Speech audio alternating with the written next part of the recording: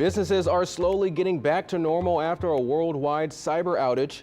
If you were watching the WWL Louisiana News at 10 Thursday night, you saw the moment it began, with our team trying to fill time as computers went down. And yesterday, I saw firsthand the impact out at Louis Armstrong International Airport as travelers were dealing with the chaos. Christian Benavidez has more on the impacts and the bounce back. Computer systems are slowly getting back up and running, but for the tens of thousands who are left stranded at airports nationwide, it could be a long weekend of trying to get home.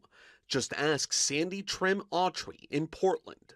I have no idea. I do know that there's 4 or 5 airports on the East Coast I can go to, so I think my odds are looking pretty good. Odds are not looking so good for this woman in San Antonio. You might not be back till Monday. I'm like, Monday? Vacation's over. I was here to see my nephew in the Air Force, but now I'm ready to go back home. The computer outage didn't just impact airports. The programming error that hit Austin-based CrowdStrike in the early hours on Friday brought down the operations of banks, news outlets, and healthcare providers, whose dependence on electronic medical records left some doctors and nurses paralyzed. We do everything on our computers now. So when that goes down, we have to revert back to paper charting. New York's Memorial Sloan Kettering postponed all procedures requiring anesthesia. Atlanta's Emory Healthcare delayed certain types of surgeries. And Seattle Children's Hospital temporarily closed its outpatient clinic.